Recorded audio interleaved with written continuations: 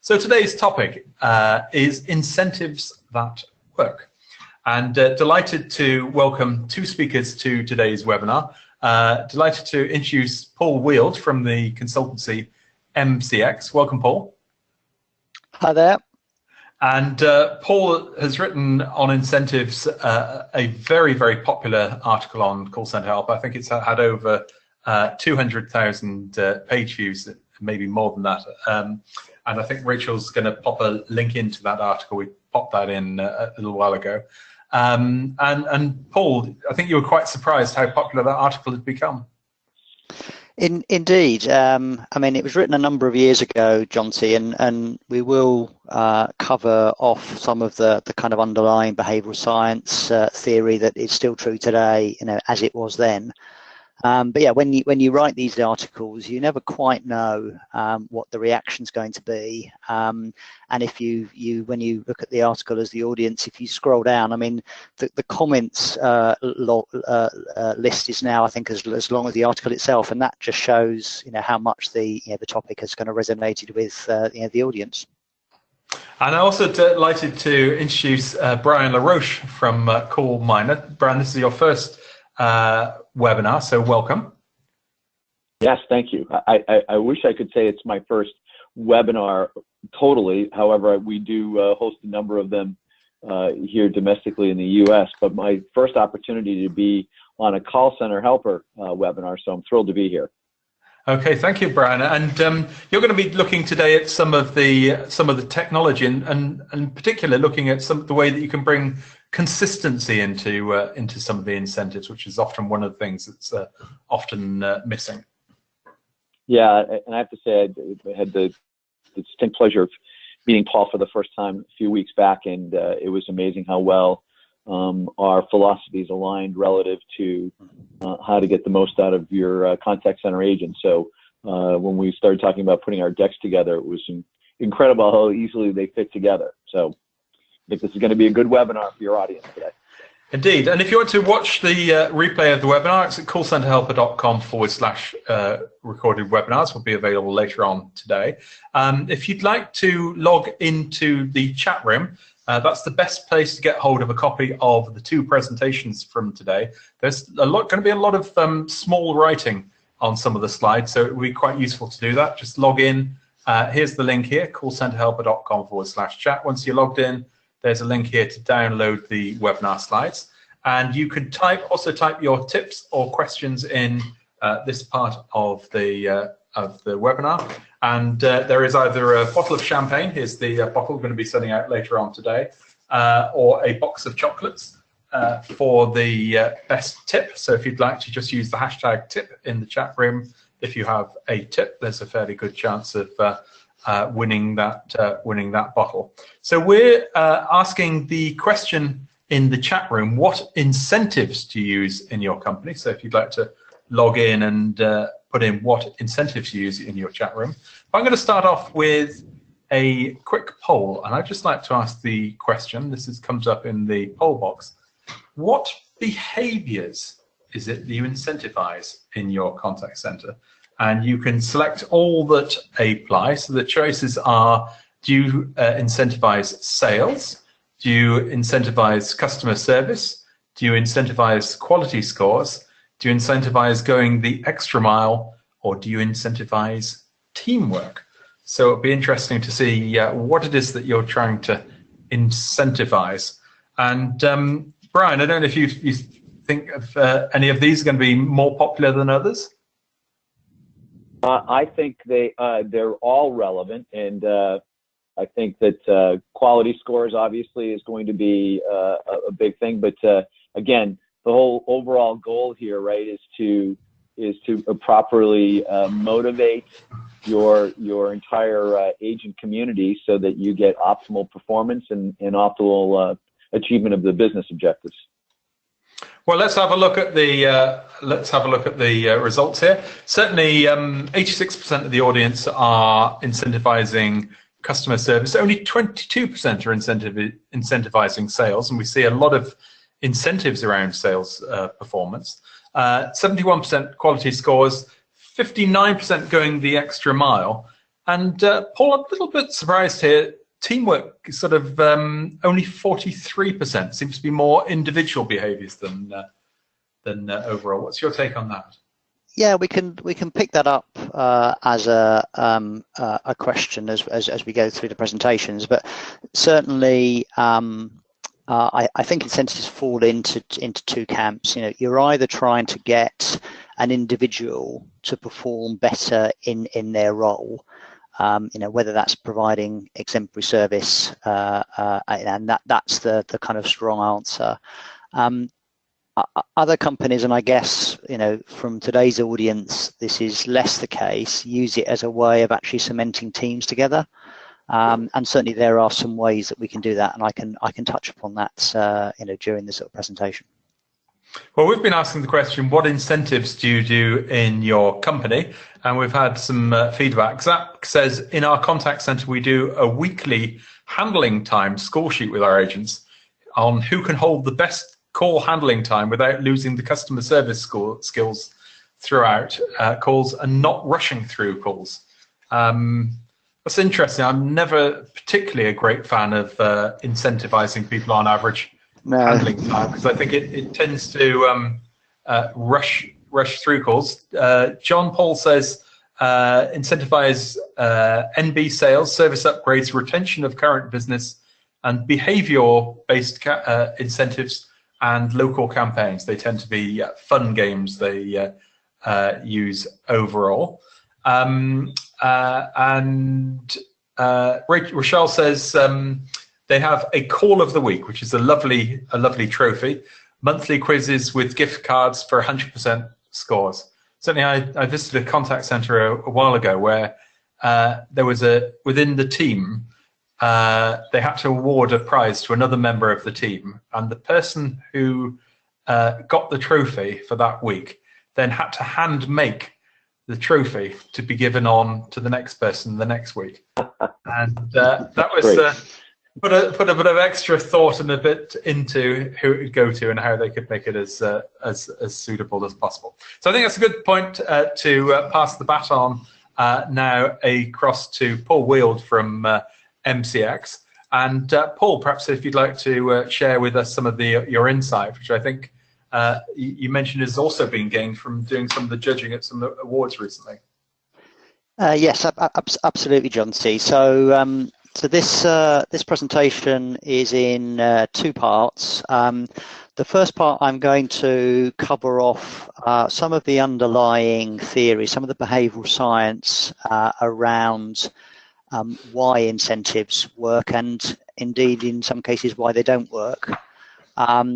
And a lot of that research was done, a few years back, and as we mentioned earlier, has been documented and has been well received by the helper audience.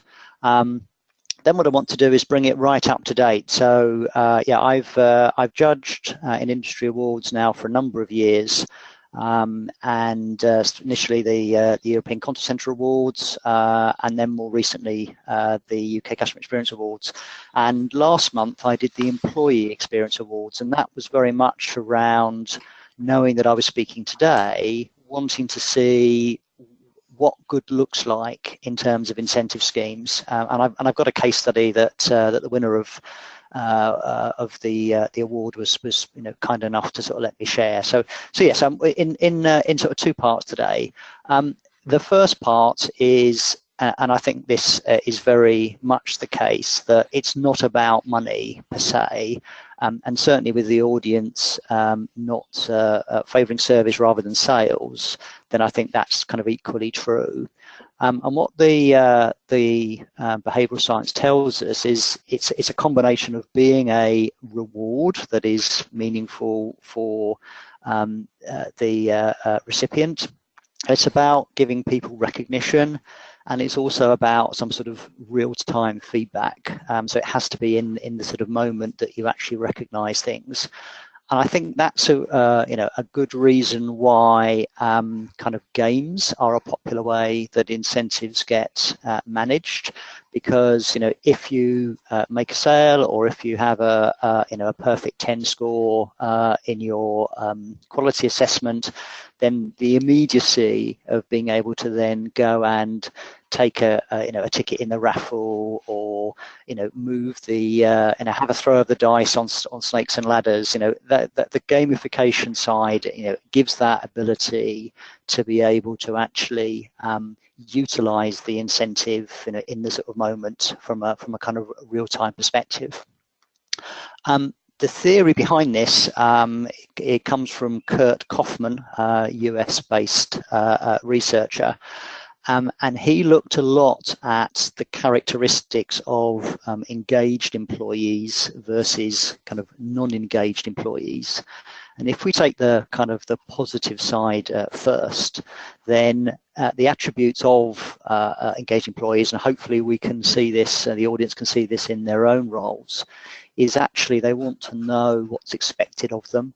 And there's a competitive, element that is within us all, wanting to be able to do a good job and potentially, go that extra mile and exceed expectations.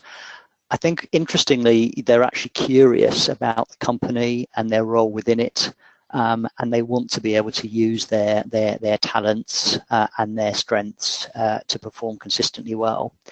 And actually, the employees that score highest in terms of the relationship with the company and its aims and its vision definitely then have a passion. They understand why they come to work. They understand why the organization is trying to do good things for its customers, and that kind of magic dust of DNA of customer service comes from sort of those things. And the behaviors then that mean that incentives work is actually doing something in the moment. So yeah, if you get a pay rise, that's great, but then the following day it's, oh well, that's already happened. So it's really important that you need to catch your frontline staff when they do good things, and seize that moment to give them that positive feedback. And it can be as simple as a thank you. So thank you cards, which I think was mentioned, those are definitely worth doing. You need to make sure that they're not seen as to be part of the wallpaper, part of the furniture. They need to be immediate, and they need to recognize when someone's done something great. And the scientists tell us that when things start to go wrong, it's when there are not those, there's not that continual immediate consequences, because those are the things that actually have a kind of a sort of lasting effect. So if we look at a couple of examples, and appreciate that sales is not as important for the audience, but this is just quite a nice example. And what I want to do with these examples is get you to think about what the criteria are that mean that the incentive is actually going to work. Because in your own businesses, that's really hopefully the value that you'll get out of today is, yes, you may get some nuggets of things that you hadn't thought of that you could apply, but actually knowing that, particularly if you go to your frontline staff and ask them to give you examples of incentives that they would like to see done, once you have that, then ability or those ideas, the ability to then decide to judge how you're going to apply them, then hopefully these attributes are actually going to be important. So it needs to be relevant, it needs to have a daily update, and it needs to condition behaviour. So the example here was a retailer. It was the run up to Christmas. We can all imagine that things were extremely busy, and what they wanted to do was actually maximise the operational efficiency. So they wanted to reduce shrinkage as far as possible, get people on the phones. So to do that, they needed to reduce wrap time. They needed to avoid sickness. So they essentially said that those were the kind of qualifiers for the incentive, and they did use a cash element. It was a £2 an hour that could be earned based on achieving particular targets of conversion rates. And the point that was relevant here is that in the week before Christmas, what they suddenly saw was that individual staff could see each day, how their bonus pot was building over the month. And in the week before Christmas, the qualifiers, which in this instance was not ready and sickness, were absolutely minimal. So in other words, people could see what the prize was, and that was then paid out in that at that Christmas period, and that was relevant because people could then have a sort of better time. So it is financially orientated, but I think what it illustrates is that happened to be relevant to that audience, at that point in time. A service example, and I'm also very aware anyone from the audience who's in the public sector, then there are quite rightly there are rules around how prizes can be generated. So this rather nice idea was the centre manager going to each employee and saying, if I was to give you £5, what would you spend it on as a treat? And everyone had to kind of religiously write down what it was and pass that back to the manager. And then what the manager did was actually recognise when an agent had gone that extra mile, and the result was that they were given their sort of prize. So it wasn't about giving them £5. That was kind of not meaningful. What was meaningful was what that treat was for that individual. And what that did was a number of things. It actually meant that everyone was aware of the fact that, because they could see their colleagues earning these benefits, so everyone was very aware of that. And what they also then did was actually recognise that they didn't need to be compliant. So here's an example that isn't about the money, but it is about the attributes that make this particular incentive work. There's then a flip side, which is what happens if it doesn't work. And the point there is that Kaufman, in his research, says that this is about being a sort of cave dweller. And I love this as a kind of metaphor and an image. A cave dweller stands for someone who is consistently against virtually everything. And that isn't necessarily a little girl who's 2 or 3 and won't do what her parents say. It's actually the concept that whatever the organisation tries to do, all that is greeted with is folded arms in terms of it doesn't matter what you do, I'm not going to change my behaviour. So every organisation has some of those people. I think we can all think of some non-favoured colleagues in that way. And the point here is that what the research, and this time it's from Harvard Business Review, says you need to make sure that what you're avoiding doing is putting a bit of a sticking plaster over something that's broken.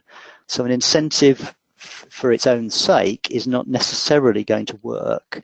It's the intrinsic motivation that you need to be able to actually sort of tap into.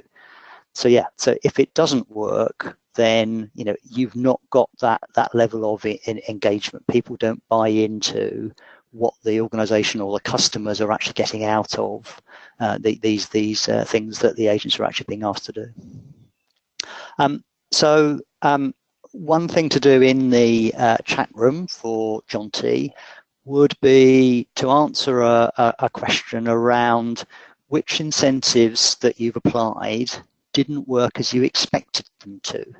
And actually perhaps just give a little sentence about why you think that didn't actually work. And that can be something that we can come back to later in the actual webinar. So Paul, one of the examples while everyone's typing those incentives that didn't work into the chat room, one that I came across was one contact center I visited where they had an incentive for the person who could handle the most calls during the course of a day. And then most people were on about 50 to 70, and one person was winning the prize for getting 120 calls a day, and was absolutely star behaviour until they actually listened to the calls of that one individual, and they found they were and I think went from star performer to to ex-employee very rapidly once they. The scourge of short calls, yeah. So so if you can put in the chat room any calls that didn't work as planned, and then we'll come back to that in a couple of slides' time. Okay, so just bringing it right into 2017. So had the privilege to judge at the UK Employee Experience Awards last month, and the particular category I was judging was won by a company called Active Digital. So Active Digital are a reseller and provider of mobile solutions, and they have a very exclusive niche in terms of customer segments. And the story that they told around employee engagement was, and they absolutely, have a mantra of wanting to, to go the extra mile, and they weren't comfortable that they had the level of engagement that they wanted. So they did a whole series of incentive type activities, and they're listed here for you. And what you'll notice is none of them are about money. They're about things that will engage with an agent population. So yeah, there were some of the things that were mentioned previously about having some time off. So work from home day, rest and relaxation, some working on a rota, some ability to play a Joker card, which I thought was a very innovative way, which is once a month you have an ability to leave the office early without having to explain yourself. And the nice things about giving people an extra day's leave on their sort of birthday. So a whole series of different activities that really addressed the different needs of their sort of population. The other thing that they wanted to do, and I think this is, for me, what brings it bang up to date, is they wanted to think about how to reinforce that information. So they actually gave every member of the team an iPad, a company iPad. And on that iPad, they actually put an app, and they called it Active Hub. And what that app was basically doing was in many ways replacing what would normally be used by a company intranet in terms of being able to access information. But more importantly, it was very much around allowing people to recognize colleagues when they were doing some good things, and also to talk about the positive things that they had done, that they'd learned from their sort of customers. So again, what this was being used for is actually to capture in the moment, the good things that sort of happen every day, and an ability to recognise others, use and actually bring it right into the messaging type approach that in social media we have become more sort of used to. It's an ability to put a thumbs up or a smiley emoji to someone. Again, these are all things that support that sort of recognition. And that then I think was a reason why, when they went back and remeasured the employee satisfaction, they had 100% confirmation that everyone was proud to work for their organisation, and that they had a very high team spirit within it. And I think for me that absolutely is a really good scenario of incentives that sort of work. Jonty, back to you.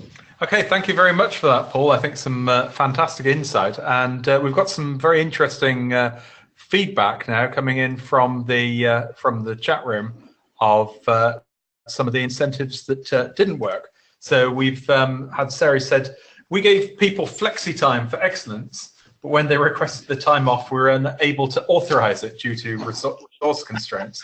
Yes. Which is, I guess, one of the challenges. Rochelle says, for our quizzes that contain 100% gift cards for responses, we had agents just copying each other's answers instead of finding the answers themselves. This didn't work because everyone wanted that 100% and didn't want to work to find the answers. So in the end, one person did all of the work. And I guess this is all about the ability to be able to sort of police the not just the behaviours, but the spirit as well. Imtayaz said we had a team incentive which was over 2 months for a team outing. Adherence, late QA scores, enrollments, and emails completed. The reason it did not work was the drive over 8 weeks to keep the team motivated. So it was perhaps a bit too long a window there. And Jacqueline said, we did an incentive for our agents to meet their minimum hour requirements. We actually made it a competition against another team. The winning team was going to split a gift card, I believe. I don't feel it helped the way that I thought it would, because it didn't have that personal effect. It was an incentive that would be shared, as opposed to recognizing each individual as part of the win. So I don't think it's not necessarily a bad idea if a team sort of pulls together to win a prize, though. Do you, Paul? No, one of the examples of teamwork that I like is one centre had the notion of heroes. So you nominated a hero, so a colleague who'd done something exceptional, and basically that got, each time somebody completed a card, so they had to write out what it was that they'd done well. That they all went up in the kind of restroom area, so people could see that. And then at the end, I think at the end of each month, there was then a draw, and the manager came and picked out a winning a winning issue. And it wasn't about what the issue was. It was actually about the fact that they had been recognised and nominated. And the prize, well, it was heroes, so it was just a small box of chocolates. And what used to happen was that immediately whoever won that used to just take it around the floor and sort of give it to everybody else. And I thought that was a really good example of, emphasising the sort of there is no I in team. And there's another one in from John Paul, who says incentivizing average handling time. Agents moved hold time to silences and failed to wrap up calls correctly in order to reduce handling.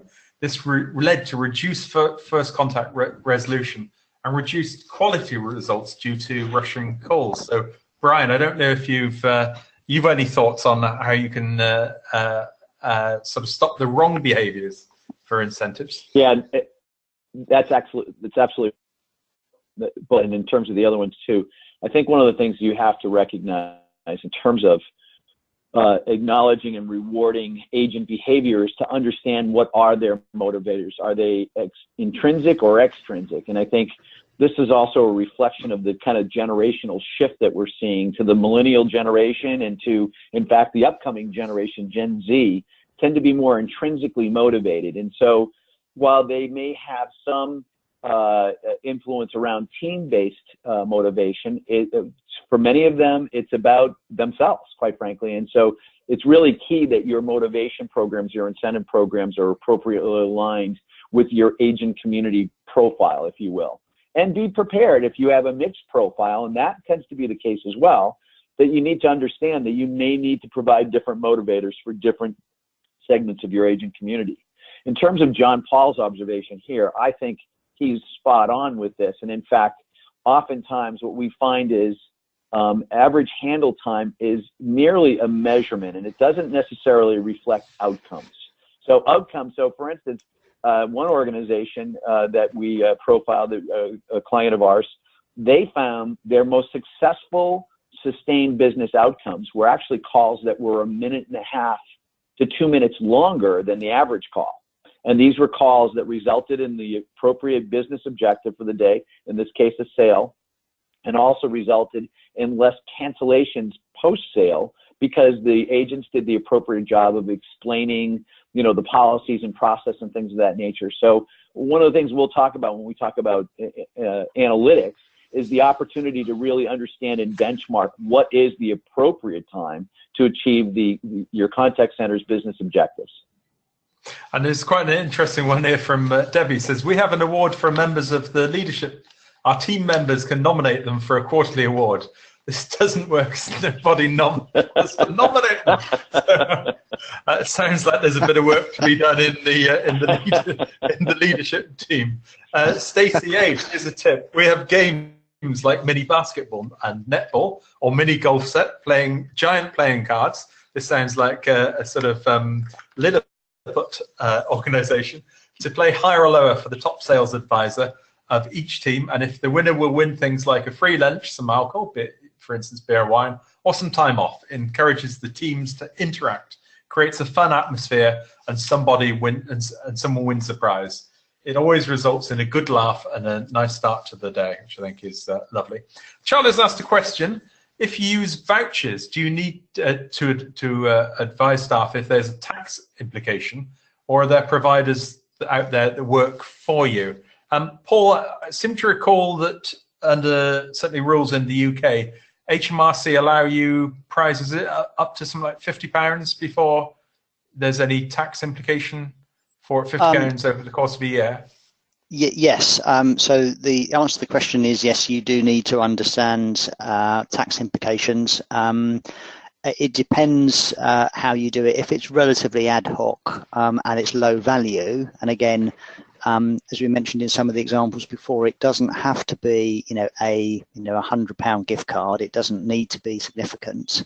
Then you're fine.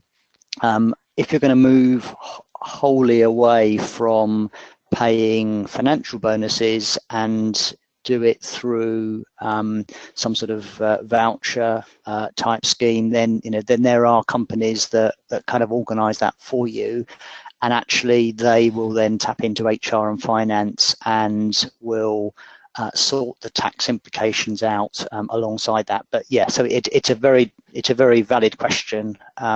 There could be tax implications, and you would want to be able to sort that out when you're planning the use of the incentives. And that will tend to vary between each country. So USA, Canada, South Africa will all have different rules on that.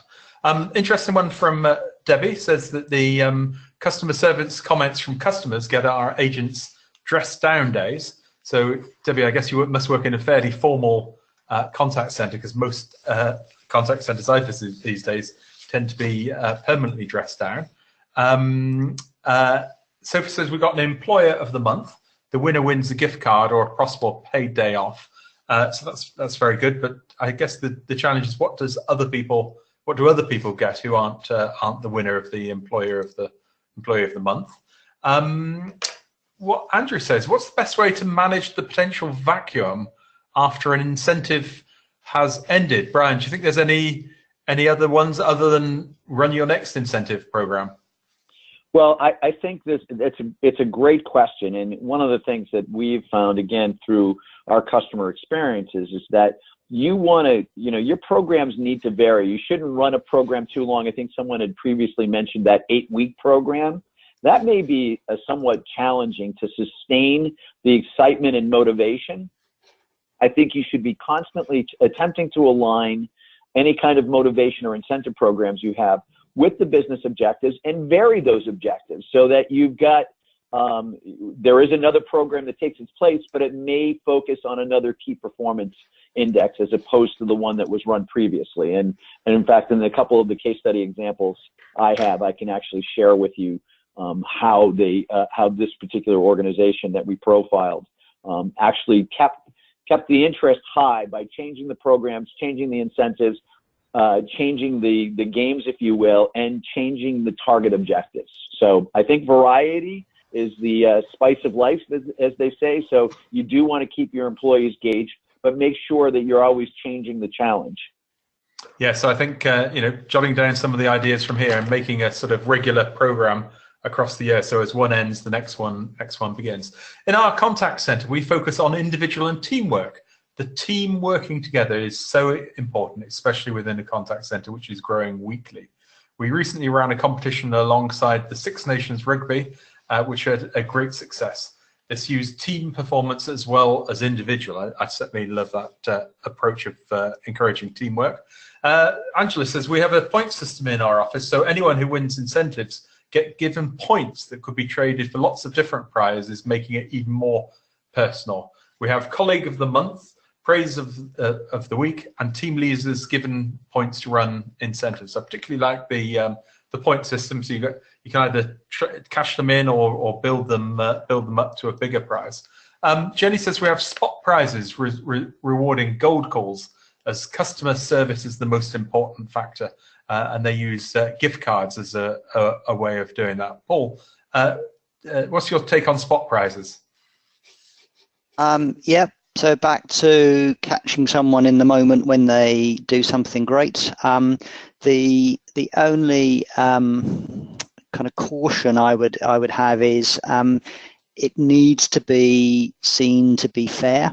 So in other words, if it's a spot prize is given, the day some senior executive is visiting the centre, then and it doesn't then happen on sort of down days. So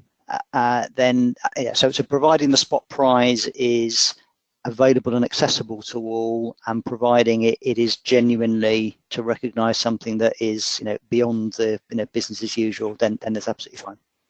And we've got a question here, an interesting one. I like the idea, and there were a number of comments in the chat room about incentivizing people to work weekends or to work over Easter was one of the other ones. So I like the idea of incentivizing working more hours, but how do you boost those who have family commitments that simply aren't able to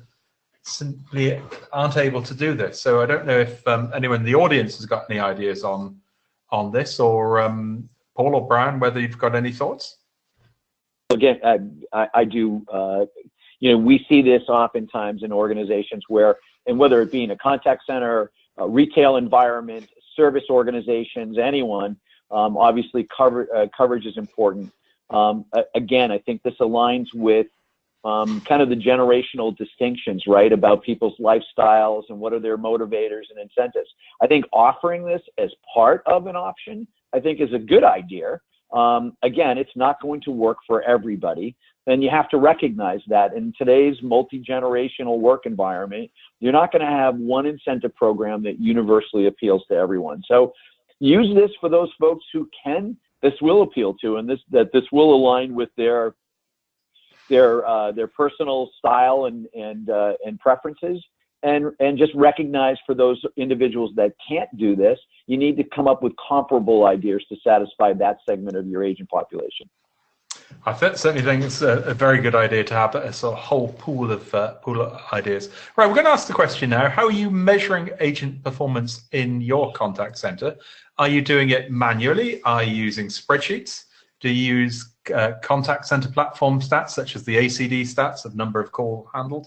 Do you use something like interaction analytics, or is it other forms of input?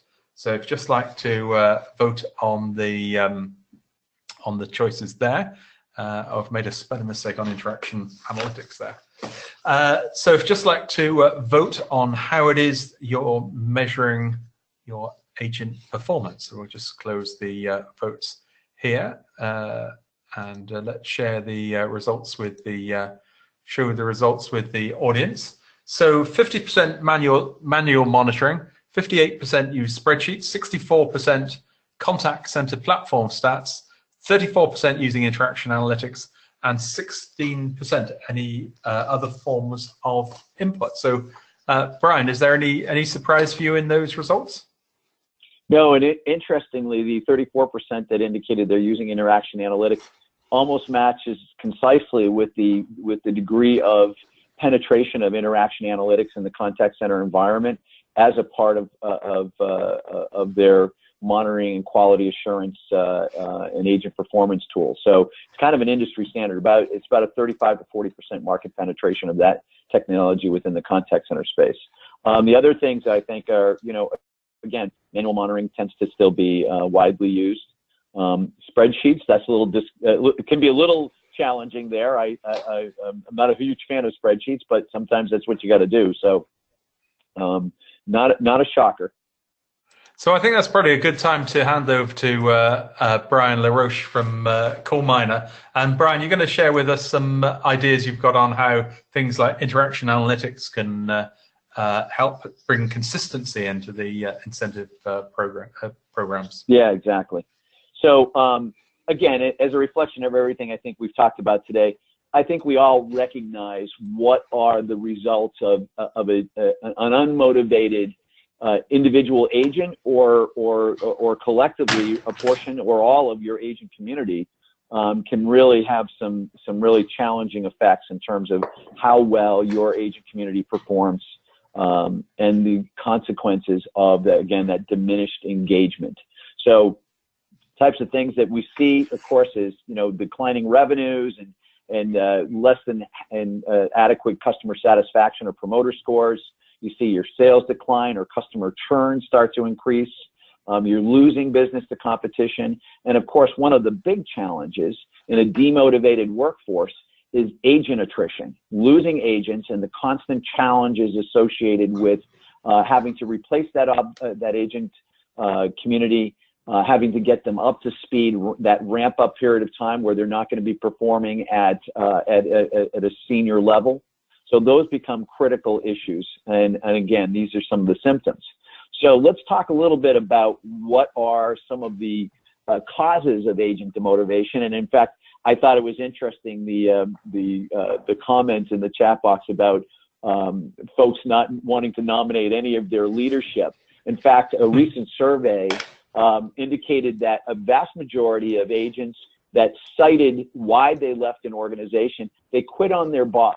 In other words, they felt that their supervisor was unfair to them, that their observations, their scores, their manual monitoring scores and coaching could be biased. And so many times they're quitting on that biased kind of coach attitude. So again, that it was really rather humorous to me to see that observation. Another thing is, again, the limited opportunity for growth. And for self-development, if you haven't appropriately aligned, again, understanding who your agent is, what makes them tick, and in organizations that fail to really consistently recognize that and address those issues, you're going to continue to have challenges. Again, those incentives and those limited opportunities for self-development, so the opportunity to improve themselves. I think anyone that has an ounce of competitive spirit in them, when they compare themselves to their peers, they don't want to see themselves as the last person on the totem pole. They want to be up there. They want to be able to advance up the ladder. So these are some of the things that cause that, some of the common causes of agent demotivation. And so interaction analytics, which, by the way, oftentimes is also referred to as speech analytics. Interaction analytics implies that it also includes things like chat and Twitter and email and not just voice alone. It can be used to absolutely improve motivation and performance for your agent community. And some of the things that we're going to talk about today is the way in which this technology can be used to really help give consistently fair and unbiased evaluations and scores of 100% of the interactions. So rather than statistical irrelevant sampling of calls, maybe 6 a month per agent, now your scores for your individual agents, your teams, and virtually everyone in the organization is done consistently across 100% of the contacts. We're going to talk about how the metrics from analytics can be used to help drive agent compensation program. And we saw some really good observations made in the chat room about some folks that were using agent compensation. Paul shared the notion of one of his case studies about that as well.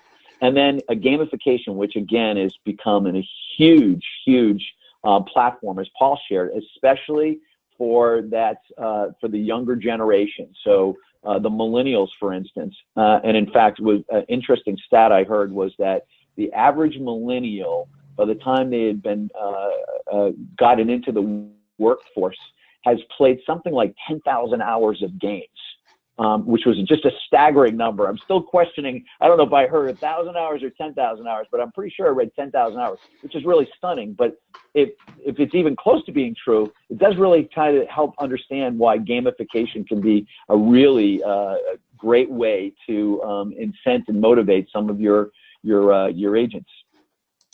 So before I get into any more detail about how analytics works, I wanted to throw up here an example. And in fact, this was an example. Remember, we were talking before about varying your prizes, varying your contests, and varying your performance metrics. What are you looking to do? Think about this particular organization that was awarding particularly KPIs, certain specific objectives that they had, that they wanted to align with business goals and objectives and create a contest that would help support that. And so one of the things, and in fact, the reference to the leadership nominations that didn't exist, one of the ways that kind of got everyone on the same page was that the supervisor had it was called the Grand Prix contest, and the supervisor was the driver for the Grand Prix car, and the agents were the pit crew. And there were prizes that were created to incent the agents. In this particular case, the vast majority of these agents were in that millennial generation. So they really kind of customized the prizes and incentives based on the preferences, just like Paul's example of, if you were given 5 pounds, what would you do with it? Same kind of thing. So they used that. And one of their goals with that was particularly around improving customer service results. So, and by the way, what's different about doing this when you're scoring across 100% of the contests over that contest period is it's not just simply one stellar customer comment that earned a person a prize, but rather the consistent performance across that period of time. So now it's really based on all of the collective activity. Another example was a fantasy football league. And again, in this particular instance, the leaders of the executives actually selected their agent performers much like they would their favorite football star or stars. So again, they had the agent stats, what was their overall agent score, what was their sales improvement score, what was their net promoter score, their CSAT score, all of those things were evaluated and agents selected. And by the way, an interesting outcome was some of the agents that were selected further down in the draft process really were the ones that felt compelled to be the superstars. And so what happened was there was a fair degree of consistency among the top performers, but an even better level of improvement by the bottom, the people that were really the last draftees for the teams. And then finally, again, another objective that was supporting a better compliancy was their I Love Compliance contest, and they did this again over a period of time, and the highest compliance scores were acknowledged and rewarded. And by the way, the highest compliance scores also resulted in the highest amount of sustained revenue and lowest degree of cancellations. So it really makes sense, right? If you're being full and disclosing everything in the course of that interaction, customers have a better sense of confidence about what the organization and the individual that they're dealing with. And so some of the results of using those KPIs or score metrics in their gamification program was incredible. They lowered the cancellation rate by 2%. They improved agent scoring across the board by over 5%. Here's an important element.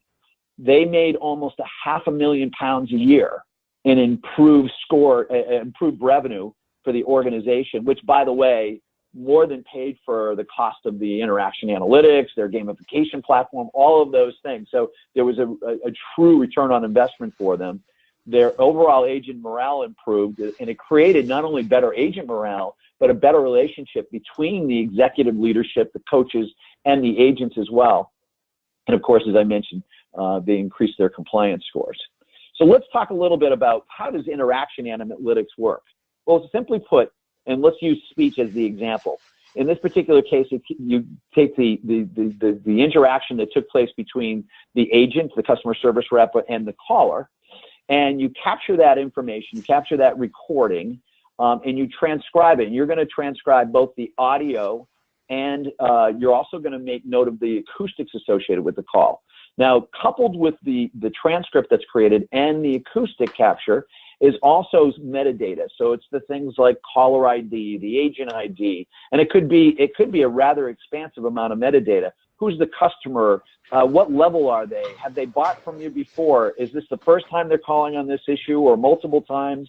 How long have they been a customer? So all of that information can be captured and integrated into the analytics. So the byproduct of that process then is the opportunity to create a fully notated transcript, again, with the acoustic reflections indicated in there, so that level of agitation, the micro tremors in the voice, and even the amount of silence that's on the call is recorded. Once that's done, you're able to actually take that information and now score it. So you put it through the analytics engine, and you can categorize, tag, index, and search every element of that information. So everything from proper expression of greeting to indicating what were the challenges on the account, what was the agent saying, how well did they deal with perhaps an agitated customer, did they open the call, did they make the appropriate disclosure statements. All of that can be recognized and scored. And then through that scoring, you can take that information now and actually use those as the KPIs you should be measuring and rewarding your agents on. So no longer is it the most money collected in a collection center or the greatest amount of sales, but rather the KPIs that are important to your organization and that align with your business objectives. Once you have that information, it can be used in a variety of ways. So including certainly the opportunity to analyze that data, to trend, to do root cause analysis, understand what are your customers saying and what are your agents doing about it. And then certainly the opportunity to use that information for performance feedback purposes and for also exporting the data to third-party applications like a gamification platform. An important element of automated analytics is the opportunity to use it as the platform for meaningful, bi-directional, and positive interactions between your agents and your supervisors for coaching purposes. So no longer is this biased analysis based on a few calls, but rather consistently applied and fair observations around 100% of their contacts. It provides the opportunity now for the coach to look at the areas of greatest need and focus, and to also, equally important, complement their agents on the areas where they are doing well, both as an individual and comparatively across their agent community. You can also use and share that information across your agent community so they all see not only their individual scores, but the scores of others. And of course, it provides the ideal agent performance tool for performance feedback so that they can see where they need to improve. And then you can use it to post-coaching to see how well that agent took the guidance and the counsel that they received from their coach based on their scores. So here's another company in the hospitality industry. They used theirs. They wanted to ensure that their agents stayed with them, that they were happy, and their happiness was conveyed to their customers. In fact, part of their slogan is making happiness. And they meant that both internally for their employees as well as for their customers. They feel that that attitude and that philosophy should be aligned. So what they did is they used their interaction analytics, again, seeking out the metrics that were important and relevant to achieving happiness. Again, the outcome of the call, not necessarily how long the call had to be. By the way, this organization also used their scorecard system as their compensation model. So the better an agent scored, the higher their income was. So they were giving them incrementally, this is a US-based company, so it was in dollars, but there was an opportunity for agents to make up to $4 over the standard starting wage by consistently scoring well across their through the automated interaction analytics platform. It also gave their agents a clearer path for personal progression and growth.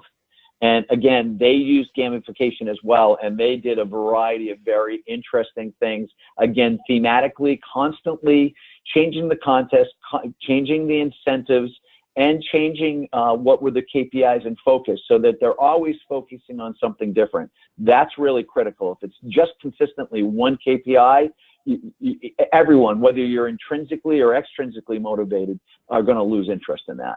And so the results for those particular folks was by using this as part of their reward for performance compensation model, they reduced their agent attrition. They improved their customer satisfaction scores by 2.1%.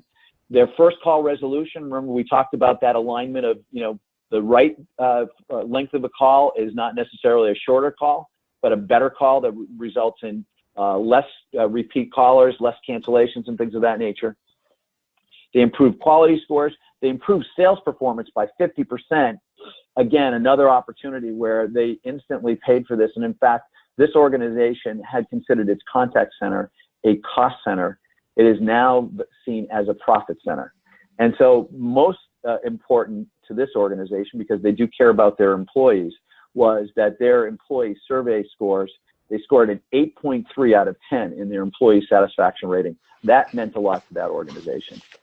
So to kind of wrap things up, the opportunity, again, the point we keep on making here, to have sustainable results is identify what are the areas that you want to focus on. And again, ensure that those areas of performance align with business objectives and outcomes.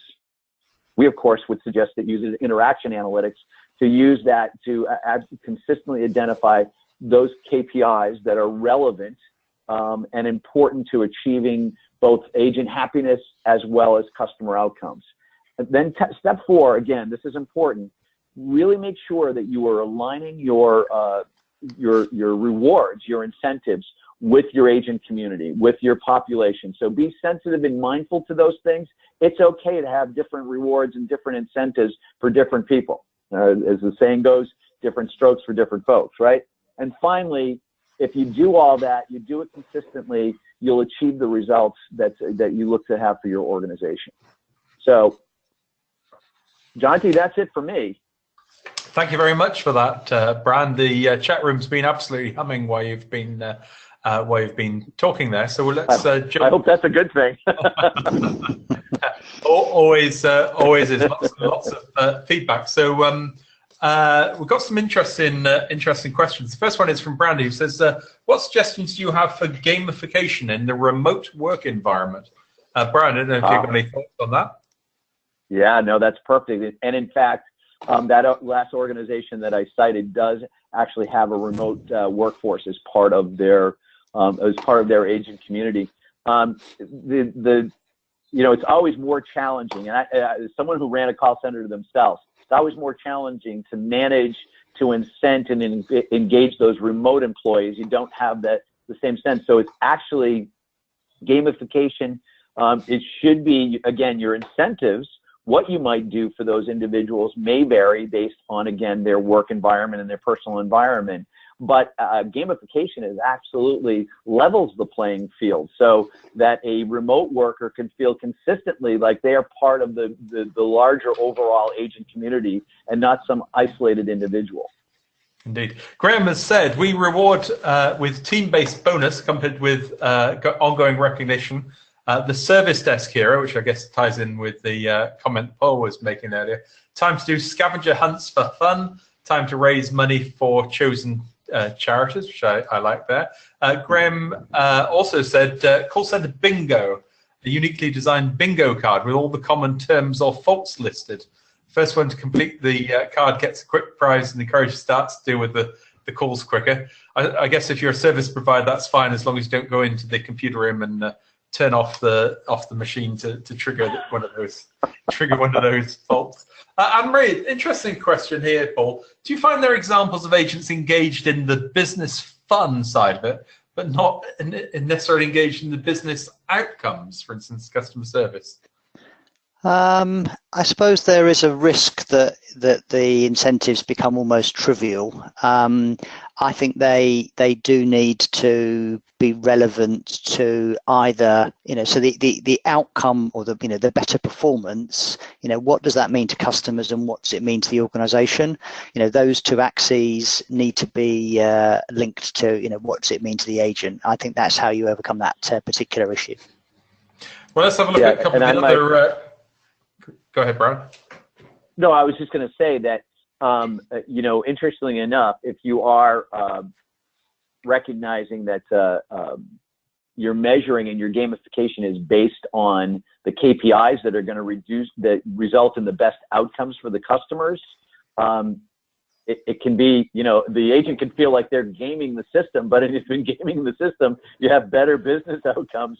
I think that's a win-win. So again, that's the whole point of understanding what are the motivators for your agent community, is aligning those so that there's that element of fun that's aligned with it. But as long as the KPIs are the right ones, I think that's okay. So let's have a look at a quick few more before we break. We incentivized staff attendance over our Easter bank holiday period. It worked under the slogan, work all 4, which is all 4 days over the long weekend, and earn some more. It was a bonus. It worked a maximum of X hours each of the 4 days, and we had full attendance over a 2-week period that included Easter. So that's certainly a good way if you need to cover difficult periods.